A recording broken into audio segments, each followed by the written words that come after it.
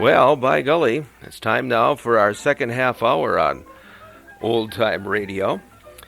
And we're going to be playing for you one of the real suspense dramas from the golden age of radio, a program called Suspense. And this program stars Robert Taylor in The House in Cypress Canyon. Suspense. Tonight, Roma Wines bring you Robert Taylor in The House in Cypress Canyon, a suspense play produced, edited, and directed for Roma Wines by William Spear. Suspense, radio's outstanding theater of thrills, is presented for your enjoyment by Roma Wines. That's R-O-M-A, Roma Wines. Those better-tasting California wines enjoyed by more Americans than any other wine. Yes, right now, a glassful would be very pleasant, as Roma Wines bring you Robert Taylor in a remarkable tale of suspense.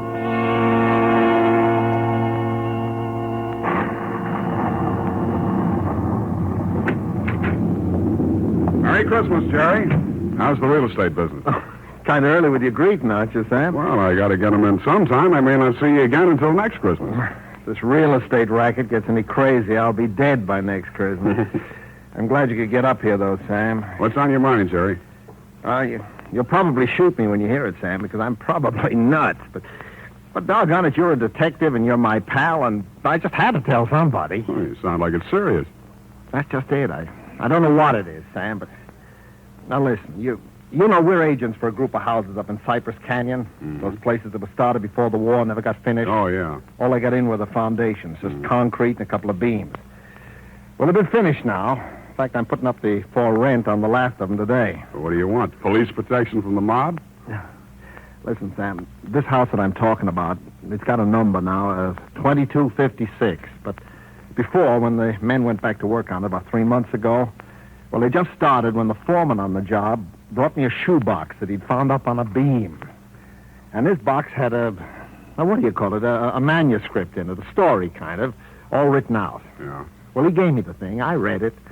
I didn't think much about it. I put it in my desk. But the other day, and I happened to drive by there, I saw the number on the house and what the house looked like. I thought of this manuscript.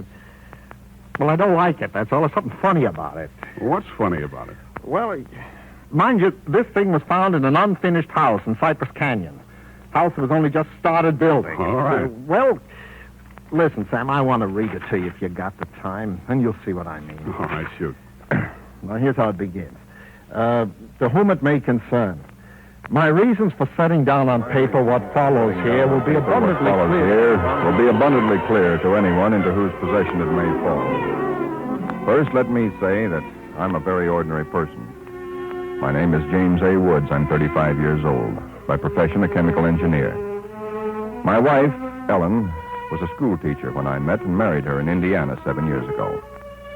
There's nothing in the past life of either one of us to suggest remotely any cause or reason for the dreadful thing that has invaded our lives.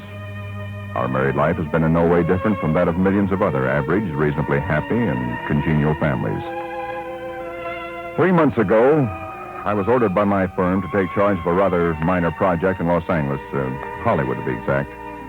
The order was a sudden one. There'd been no time to secure accommodations, and conditions being what they are, the inevitable result was that until day before yesterday, we'd been living in the cramped quarters of one of those characteristic California motels. Needless to say, most of our spare time had been devoted to a search for something more permanent and comfortable, but the fruits of these efforts had been, financially and in every other way, a geometrical progression of discouragement. Until last Saturday afternoon, only 4 days before Christmas. We were driving into town on our way to a movie when Ellen saw it. Jim, look. What? That sign in front of that real estate office. Oh, yeah. But yeah. don't you see what it says? For rent, furnished, 2-bedroom house, close in, immediate occupancy. Yeah, uh-huh. Aren't you going to stop? Oh, Ellen, you know a sign like that. It'd mean right out in plain sight in front of a real estate Oh, office. yeah, but You know Jim, they want $600 a month. we'll never know until we If ask. it's any good at all, there are probably 50 people fighting for it right back there Well, now. honey, there's no harm in trying now, is there? You really want to go back? Oh, it's probably foolish, but what can we lose? Okay. Oh, darling, come on, cheer up. How do you know? Maybe our luck will change. Maybe fate's going to give us a nice new house for a Christmas present.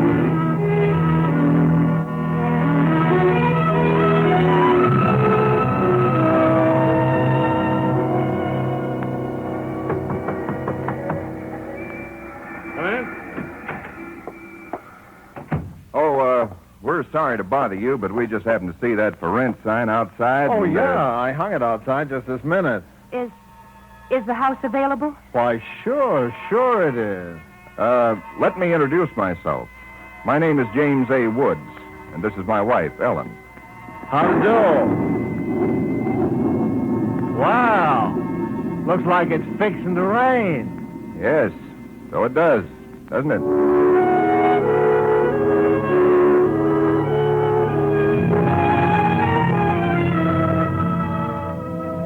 Well, it was one of those things. The real estate agent had just been authorized to rent the place by mail that morning, and he'd hardly had time to look at it himself and put up his sign when we drove up. It was just an ordinary little California house about halfway up Cypress Canyon, number 2256. Just an ordinary, undistinguished little house. The agent didn't know much about it. Construction on it had been stopped by the war, and it had just been completed and furnished lately. Been vacant while somebody's estate was being settled, and now it was owned by a bank in Sacramento. Of course, we didn't Got care this about key all in the that. mail along with the authorization to rent. Only one there is, because you can have duplicates made. Seems to stick a little.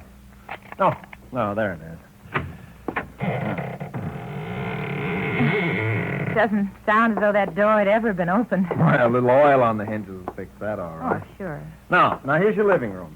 Furniture's a little dusty, of course. You got to expect that. It's good furniture, though, you see. Benson Brothers. Yes, Now, over here's a little den. Panel, you see. Radio, fireplace. Really a very attractive little room, particularly for a man. Uh-huh, yeah. Now, the bedroom's off the living room here. Everything's all on one floor, you understand? It's quite nice, I think. Yes. You can see you get the morning sun here. There's a view of the canyon through these front windows. You got cross ventilation. That's about all there was to it. Wasn't the best place in the world. It was small and badly built, but what would you have done? We took it with as little inspection as that. It was the Saturday before Christmas. And the very same evening, we were struggling up the steps from the road with suitcases and boxes and armloads of clothes and all the endless bric-a-brac that people collect and never know they have until they move.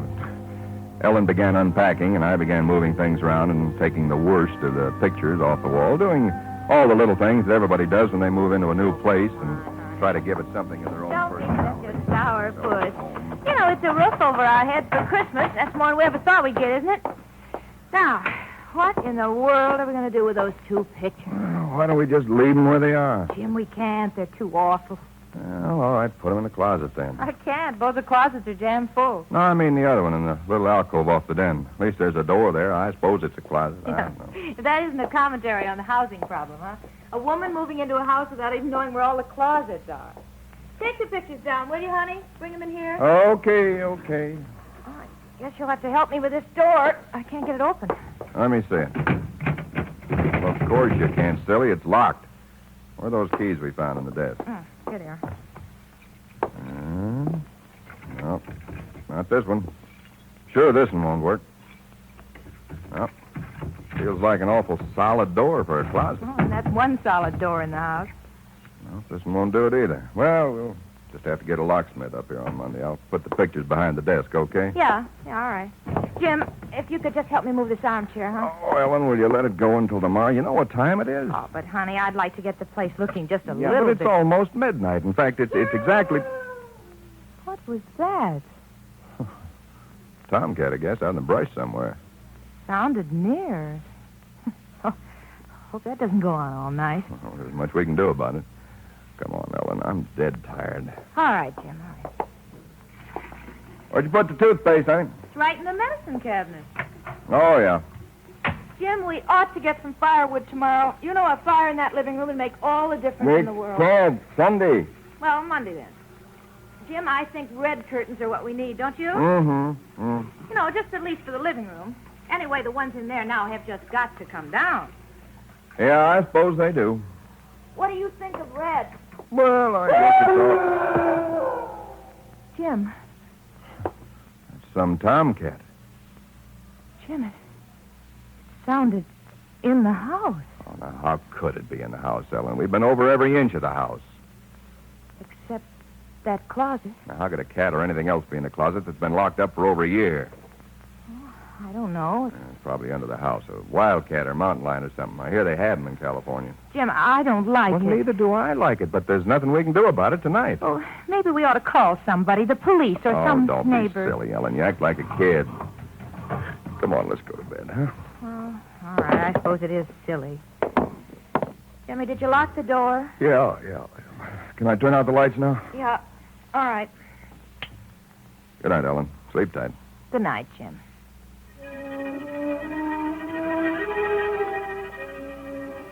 I don't know what time it was, perhaps an hour, perhaps only a half hour later.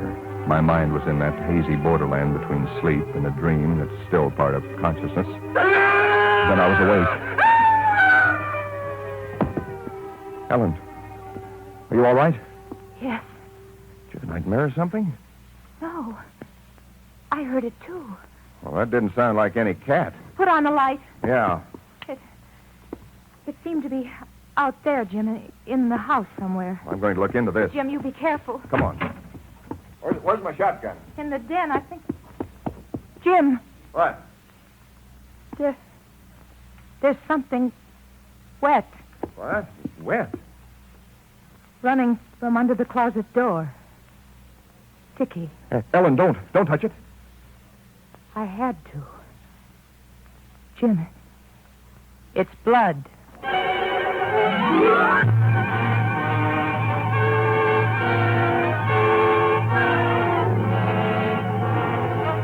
For Suspense, Roma Wines are bringing you Robert Taylor in The House in Cypress Canyon. Roma Wines' presentation tonight in radio's outstanding theater of thrills, Suspense.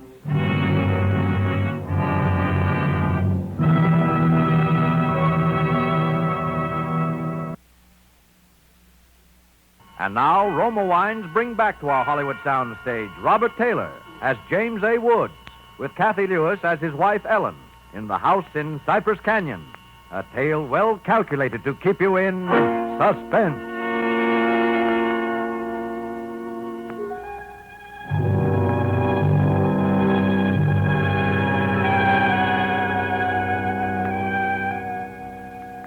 It cannot be too difficult to understand from the foregoing why I've taken the pains to set down in writing the events related here.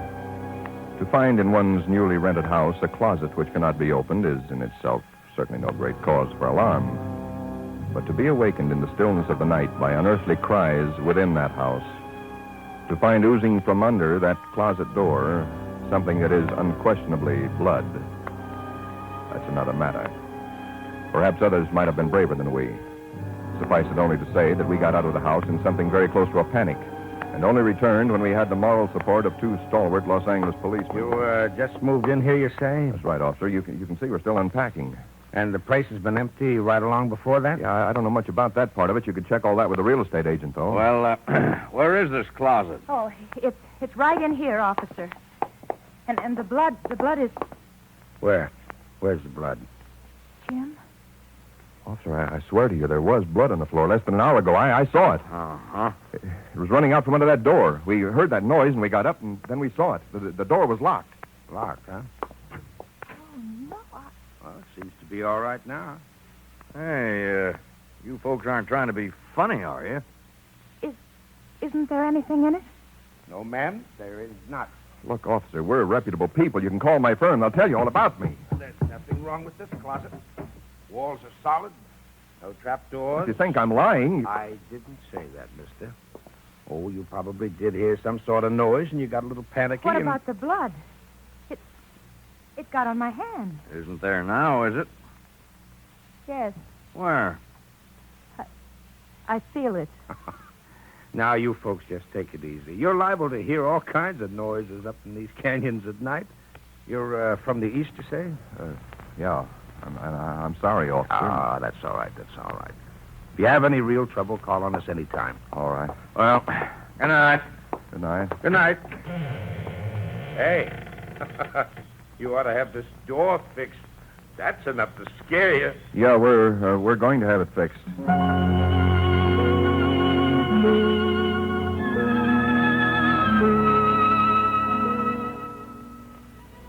We didn't say much about it after that. There wasn't much that could be said. The next day, I went down to a lot and bought a little Christmas tree and some trimmings, and we tried to pretend we were cheerful, but there was an uneasiness between us that had never been there before. Ellen seemed tired and listless. Several times during the day, I noticed her washing her hands with a brush, scrubbing the one that had touched the blood. That night, we each took a sleeping pill and went to bed.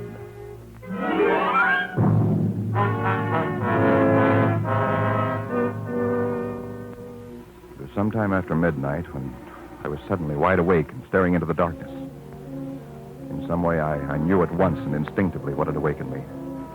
Ellen was not in her bed nor in the room. The nameless thing I feared gripped at my heart until I could scarcely breathe. I opened the bedroom door and started through the house, putting on every light that I could find. There was not much to search, but I searched thoroughly. The living room, the kitchen, bathroom, den, even the garage. And all the time, the dread of looking where I knew at last I must look. For I think I knew from the very first time where I'd find her. It must have been a full minute that I stood before that closet door. Then I opened it. She stood there rigid, her arms at her sides, her fingers extended like claws. Her hair was over her face, her eyes stared out of it. Her lips were drawn back in a grin like an animal at bay. For a moment I was frozen with the horror of it. I stretched out my hand. Very deliberately, she turned her head and sunk her teeth until they met into the flesh of my forearm. I'd raised my hand to strike at her, but already she'd relaxed her hold and gone utterly limp. She would have fallen unless I'd caught her. I carried her into the bedroom and laid her on the bed. Strangely, at that moment, my only thought was how I might revive her. Until I saw that it was not a faint, but a sleep that she'd fallen into. A sleep as deep and heavy as though she'd been drugged. And so I left her. But for me, that night, there was no sleep.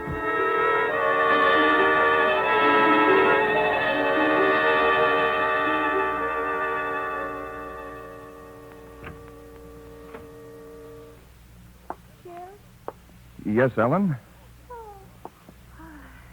What are you doing up so early? Oh, I got a little restless. Went out to make some coffee. Oh.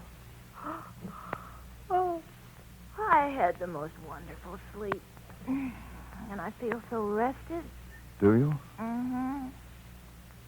Jim. What? What's the matter with your arm? Oh, I just heard it. Well, honey, it's terribly swollen. Let me see it. No, it's all right, Ellen. Oh, it isn't all right. You've got to see Dr. Wesley right away. Sure, I will. No, I now, will. you promised me, Jim, that you'll go the first thing this morning. How'd it happen?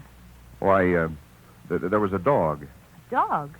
Yeah, I heard him trying to chew through the screen door. I went out to chase him away, and he bit me. Well, you mean there's all that racket and I didn't even wake up? No, Ellen, you didn't even wake up.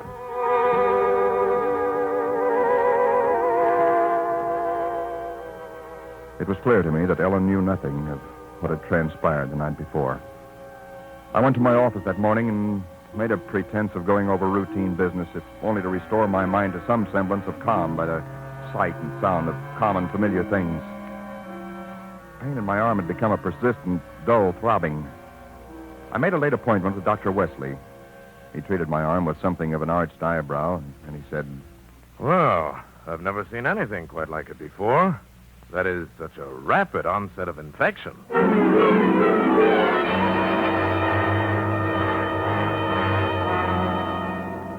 It was dark when I left his office. I hadn't realized it was so late. Driving home, my car seemed sluggish until I saw the needle on the dashboard and realized that I was pushing it to the utmost of its speed. I was racing home to prevent... prevent something before it was too late, before the darkness had conspired against me. For somehow I already knew with certainty that it was the darkness and the night that I had to fear. The curves of the canyon seemed endless. And then the cold fear leaped up inside me. My house, too, was dark. I went slowly up the stone steps from the road, looking, praying for some sign of light or light. There was none. The house was empty. Ellen was gone. I looked with the same self-torturing thoroughness, and in that closet first of all, knowing as I did so that it was hopeless. And so, alone in that empty house, I waited, powerless and helpless now, deadened in thought and will, empty as the house itself, save only for the overwhelming sense of a terrible foreboding.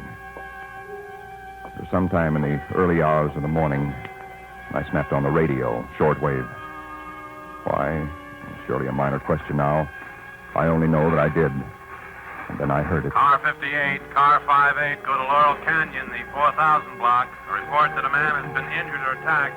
Condition thought to be critical. Ambulance will follow. That is all. I was there almost before the police, edging my way through the little crowd, staring down at the man lying there in his white uniform under the streetlight. Yeah, the milkman, poor guy. I heard him scream, but when I got here, he was just like this. All right, stand back, stand back. Please stand back. Well, you again. I heard it on the radio. I live just down the road. Yeah, I remember. What happened?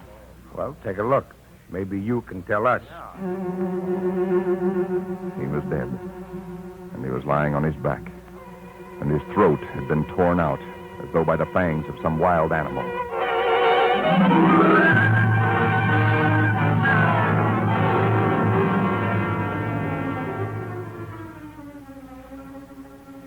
It is now Christmas Eve.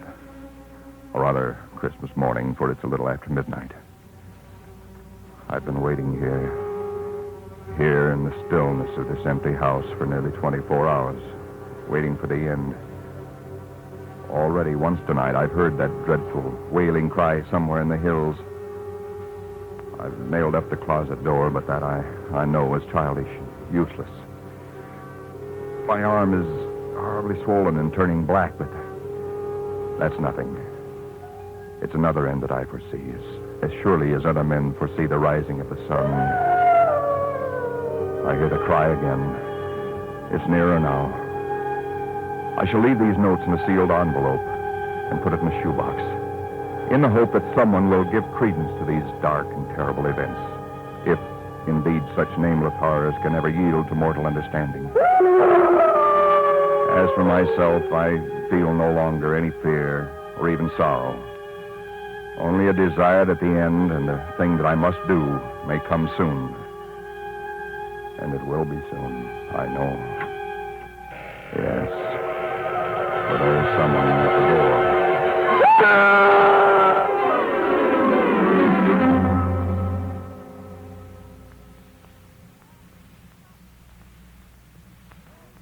Someone at the door.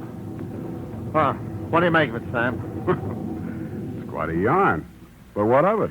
That's what I thought. Now, listen, that's not quite all of it. Huh? Clip to it's a newspaper clipping. Listen. Hollywood, December the 26th.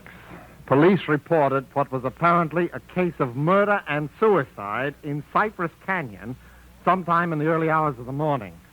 The victims were James A. Woods, a chemical engineer, and his wife, Ellen. Preliminary investigation indicates that Mrs. Woods was killed by the blast of a shotgun in the hands of her husband, who then turned the weapon upon himself.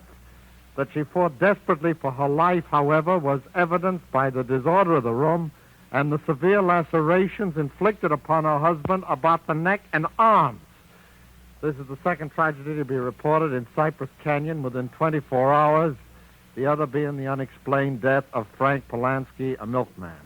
Well, no such murders or whatever they were ever occurred, if that's what's worrying you.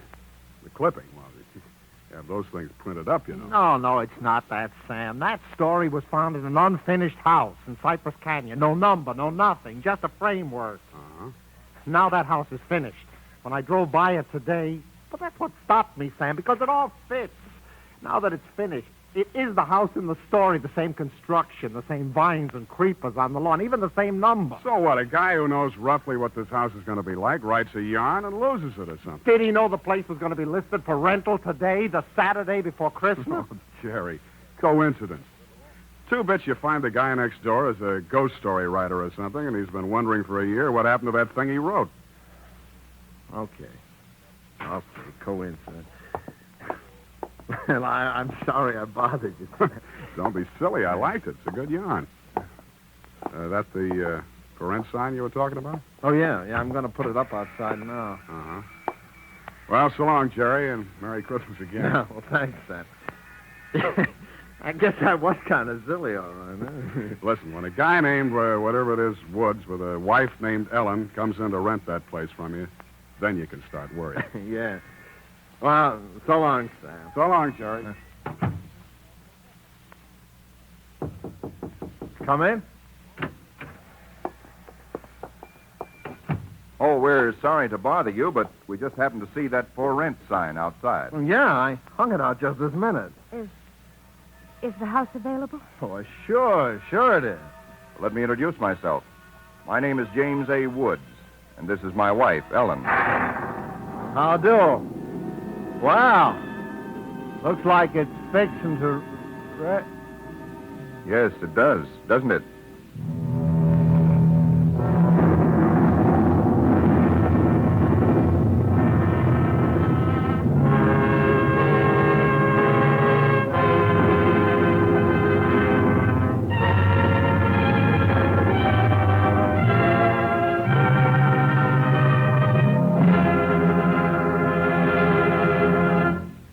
Suspense. Presented by Roma Wines, R-O-M-A, Roma Wines, selected for your pleasure from the world's greatest reserves of fine wines. Suspense. This is CBS, the Columbia Broadcasting System.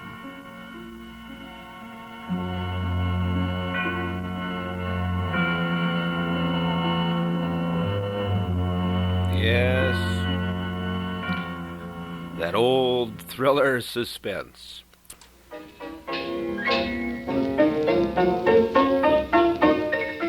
By golly, that's it for another program. We invite you to join us again next week when once again we listen to original broadcasts from the golden age of radio. Some of the material for today's show came from a book entitled The Great Radio Heroes by Jim Harmon. Next week, we invite you to join us again when we will hear a broadcast from 1939, Buck Rogers. And then in our second half hour, a broadcast from 1949, Our Miss Brooks, starring Eve Arden. Until next week, then, this is Jerry Sharp saying so long for Old Time Radio.